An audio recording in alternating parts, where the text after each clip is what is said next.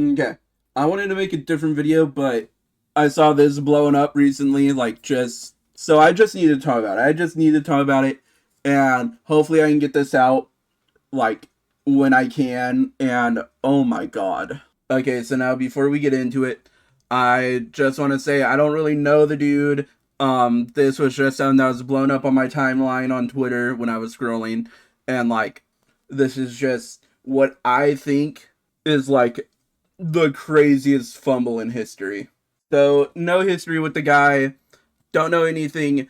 I just found this on, like, while I was scrolling through, as 18 million views, so of course it's gonna be pushed to, like, everyone.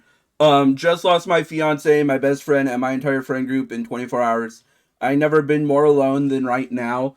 And, like, crazy. Like, who is this? What is going on?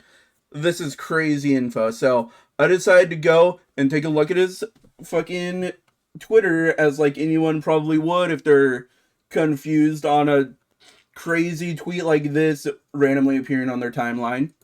So as soon as I open his Twitter page, I'm instantly greeted to this giantess foot fetish banner, and instantly I'm thinking, okay, so you're one of these guys.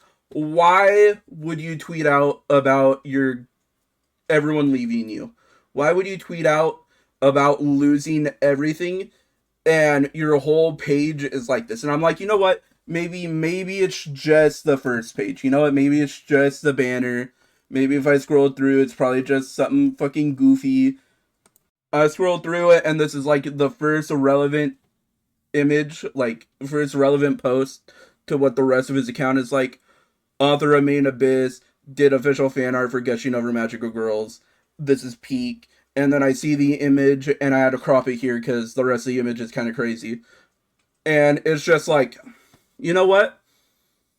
Maybe there's a reason. Maybe there's a reason why you lost everyone.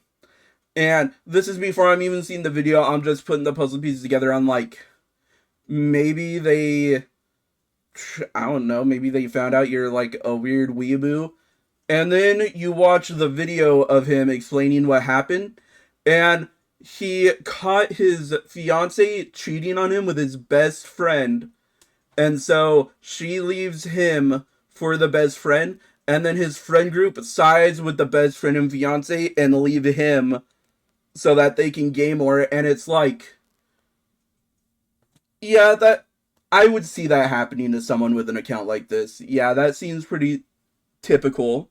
But my god, like, you guys will not believe the posts that were clowning on the dude, that were fucking roasting him on an open fucking fire, bro. Let me show a couple. So I find this one with the man standing up, this meme, classic meme. It goes, Chibi Reviews deserves everything that happened to him and worse. Dude's a disgusting pedophile. And, okay, that's kind of crazy. That's wild. The next one, Chibi Reviews, incest is when says, am I right, guys? His fiance getting her cheeks clapped. Liking every Chibi Reviews hate tweet right now. Guy with a bunch of phones. Chibi Reviews trying to get a good night's sleep after recording his Rent a Girlfriend chapter review and calling black people hoodweebs. And the video is of a guy in a bed while the neighbors are like having really loud sex. Entire feed hating on Chibi Reviews, bitch ass. This is peak gif of people screaming. Like, it's crazy.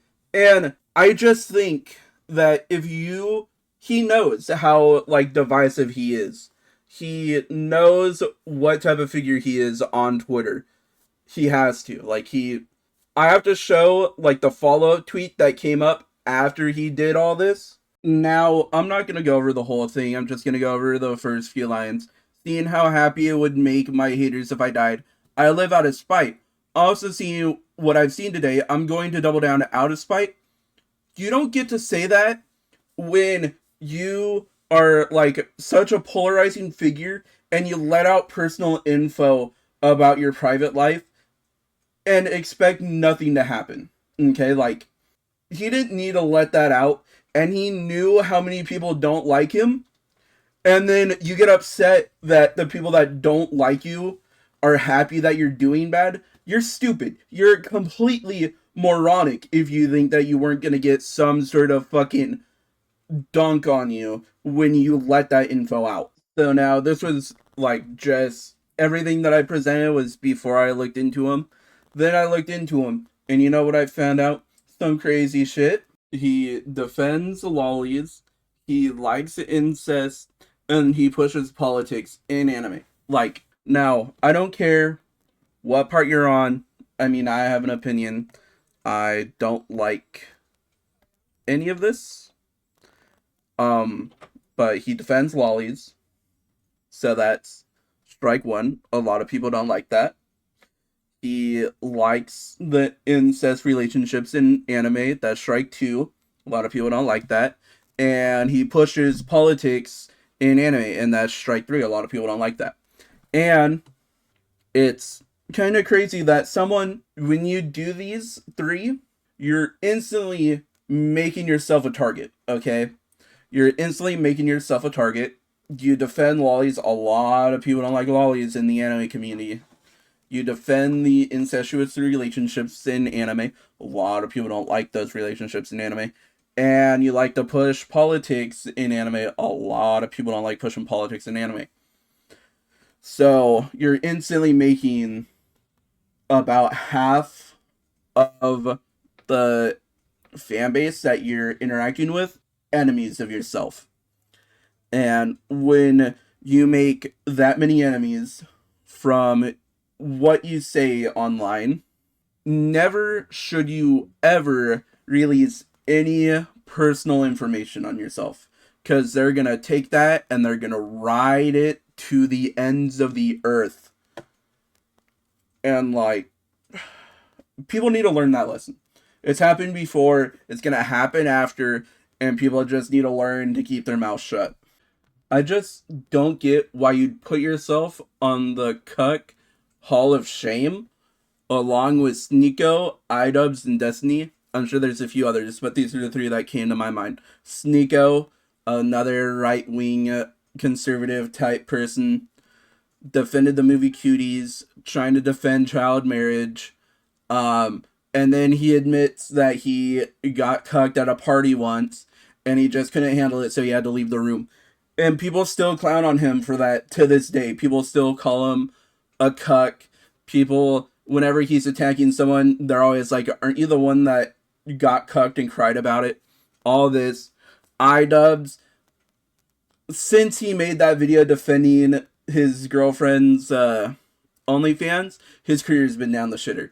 It keeps getting worse. He keeps talking this and that, and it just keeps getting worse for him because he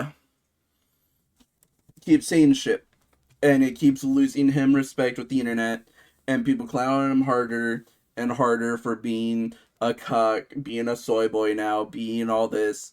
And then Destiny, oh, Destiny is like more hated than Hassan, I think, in the political streaming sphere. And people would not shut up about him being cucked that one time on stream with his girlfriend dancing with another man behind him. People talk about like his weird pedophilia stuff that's going on right now. I think he's facing charges for something. Last I heard, he was facing charges. I don't know if anything happened with that. But when you know you have a polarized view on the internet like these three, why would you give basically half the internet ammunition for fucking clowning on you? I don't get it. I could never see myself doing that. I could never see any respectable figure on the internet giving that type of info out. It's always the ones that are like getting caught up, getting hated on, all this. It's always the like laughing stocks basically. And that's what's gonna happen to him. Now that he let that info out, nobody's gonna let him live it down. Anytime he tries to say anything, no one's gonna let him live it down. People are gonna be like, yeah, weren't you cucked and like all your friends left you? People are not gonna shut up about that. Anytime he wants to make an argument, people are gonna fucking blow him off completely and just invalidate everything he says now with just the fiance leaving you. And it's the worst thing he could have done, honestly. The only people defending him are like diehard fans, but people are gonna look at him, know this drama is happening, and they might feel bad for a little bit, but it's gonna live with him forever. This whole thing is never gonna leave. He's always gonna have to fight it whenever he tries to say anything online anymore. It's just gonna make his life online a living hell, just as it has for these three. They can try to ignore it, but you always know it fucking irks them a little bit when they hear it. You're always gonna know it's gonna irk him because of what he said in his latest tweet about living out of spite when admitting he tried to delete himself. It's the worst thing he could have done. It's the worst thing anyone can do when you're a polarizing figure online, is just release information like that. But my advice, don't talk about your personal life when you're an online figure. It will always end badly, and just learn better. Learn from past mistakes, and don't end up like the cuck hall of shame we see here.